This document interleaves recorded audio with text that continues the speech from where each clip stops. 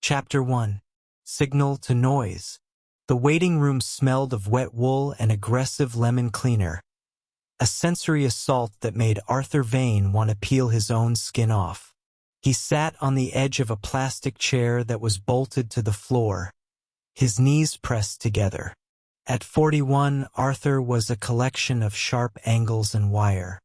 He weighed 140 pounds soaking wet, a fact he knew because he weighed himself every morning, logging the data into a spreadsheet that correlated his mass with his caloric intake and sleep efficiency. He treated his body less like a temple and more like a malfunctioning piece of hardware he couldn't afford to replace. Currently, the hardware was screaming. A burning line of static ran from his lower lumbar vertebrae down the back of his right thigh, terminating in a numb, tingling dead zone in his foot. Sciatica, or perhaps idiopathic peripheral neuropathy. He had read 6 medical journals on the subject in the last 48 hours. He understood the ion channels, the myelin sheaths, the depolarization of the nerve fibers. Understanding the mechanics, unfortunately, did not stop the pain. "Vane?" a nurse called out. She looked tired. Everyone in this part of the city looked tired. Arthur stood up too quickly. The pain in his leg snapped like a whip, but his face remained blank. He followed her into exam room 3. The room was a closet with a table. The paper on the exam table was wrinkled from the previous patient. Arthur noted this immediately, a vector for bacteria, and elected to stand. Dr. Kozlowski entered 2 minutes later. He was a heavy man who breathed through his mouth, scanning a tablet without looking up. "Back pain," Kozlowski said. It wasn't a question. It was a category. "It's an L5S1 compression issue," Arthur corrected, his voice flat and precise. "Radiating neuropathy. I've tried NSAIDs. The efficacy is statistically negligible. The pain is interfering with my cognitive processing." Kozlowski finally looked up. He saw a gaunt man in a threadbare coat, eyes darting around the room, speaking like a textbook. He sighed. "Look, Mr. Vane, I can't give you Percocet. The state monitors that stuff like a hawk." Arthur blinked. "I don't want an opioid.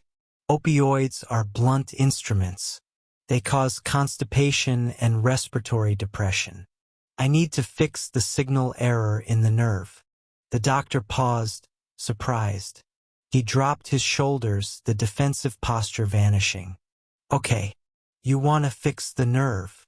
I want the noise to stop," Arthur said. "I can't think." Kozlowski nodded and tapped on his tablet. "I'm going to put you on gabapentin. It's not a painkiller in the traditional sense. It's an anticonvulsant, but we use it off-label for nerve pain." "Side effects?" Arthur asked. "Drowsiness. Maybe a little dizziness at first. But it's safe. It's not a narcotic. It's non-habit forming." Non-habit forming. The word sounded clean, efficient. "We start low," Kozlowski said, scribbling on a pad. 300 milligrams. Take 1 tonight before bed. If you tolerate it, we can bump you up to 3 times a day. But given your size..." He glanced at Arthur's thin frame. "1 pill might knock you out. Be in bed when you take it." Arthur took the slip of paper, felt light in his hand. The pharmacy was a fluorescent-lit purgatory under the elevated train tracks. The train rattled overhead every 8 minutes, a rhythmic thumping that Arthur usually found comforting, but tonight just felt like a hammer on his spine. He paid a copay that cost him 3 hours of wages at the data entry center. He lived in a basement studio apartment 2 blocks away, a space filled with half-built computers and stacks of motherboard schematics. He was a genius at optimizing code, but he couldn't navigate office politics to save his life. He had been fired from 3 high-paying engineering jobs for personality conflicts, which usually meant correcting a superior's math in a public meeting. Now, he cleaned up databases for $12 an hour. He sat on his futon, the orange bottle in his hand. Gabapentin 300 milligrams. Take 1 capsule by mouth at bedtime. It was a yellow capsule. Innocuous.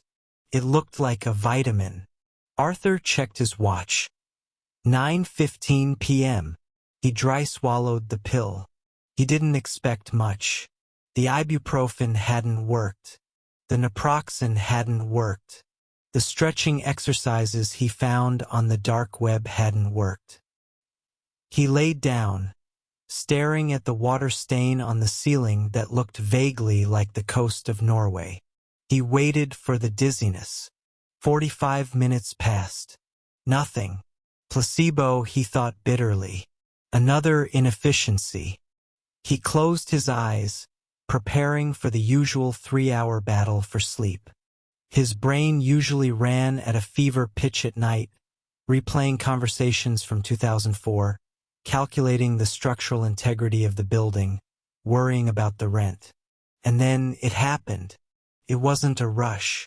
It wasn't the warm, syrupy hug he had read about with heroin. It was a subtraction. The static in his leg didn't disappear, but it moved away. It was as if someone had taken the pain and placed it in the next room. He knew it was there, but it didn't matter. Then the thoughts stopped. The constant screaming analysis in his frontal cortex, the noise that had plagued him since he was 6 years old, just quieted. The volume knob turned down from a 10 to a 3. Arthur opened his eyes. The water stain on the ceiling was just a water stain. It wasn't Norway. It wasn't a symbol of his poverty. It was just brown pigment on plaster. He felt a strange, heavy warmth spread through his chest. He felt capable. He stood up to go to the bathroom. He stumbled, his shoulder checking the doorframe hard. He didn't care. He didn't feel foolish. He felt loose. He looked at himself in the bathroom mirror. His pupils were normal. He didn't look high. He just looked relaxed. For the first time in 41 years, the tension in his jaw was gone. "Safe," he whispered to his reflection. His voice sounded lower, smoother. He went back to bed and fell asleep in 30 seconds. Arthur woke up at 7 a.m. without an alarm.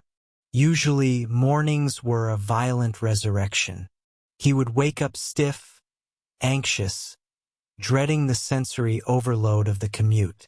Today he felt lingering, a soft, cotton-wrapped buffer between him and the world. The 300 milligrams dose had worn off chemically, but the afterglow remained. He walked to the subway station. A man bumped into him on the stairs. Normally, Arthur would have spiraled. Why didn't he see me? Am I invisible? I should have moved left. Today, Arthur just kept walking. Inefficient pathing on his part, he thought calmly. Irrelevant. He sat on the train. The screech of the wheels didn't make his teeth ache. He pulled out the small notebook where he kept his daily schedule. 9 a.m. Data scrub for Client X. 1 p.m. Lunch. Solitary. 5 p.m. Return home. He looked at the schedule. Then he thought about the yellow capsule sitting in the bottle on his desk. The doctor had said at bedtime. But the doctor had also said it was for nerve pain. And the nerve pain was starting to creep back in, a low hum in his thigh. And more importantly, the world was starting to get loud again. The lights were getting too bright. The anxiety was scratching at the back of his neck. If it's non-habit forming, Arthur reasoned, then the timing is a variable I can adjust. He felt a flash of intellectual superiority. The doctor was operating on a general protocol for the average population. Arthur wasn't average. He was 140 pounds of high-tensile anxiety. He metabolized quickly. He needed to maintain the therapeutic window. He didn't take a pill then. He was disciplined. He was smart. But for the rest of the day, as he typed lines of code into the black void of his monitor, he wasn't thinking about the data. He was thinking about 9 p.m. He was thinking about the silence. He was thinking that 300 milligrams was a very small number, and that perhaps, given his pain levels, 600 milligrams would be the more logical, optimized dose. Arthur Vane fixed a syntax error in row 4000 and smiled. He had found the solution.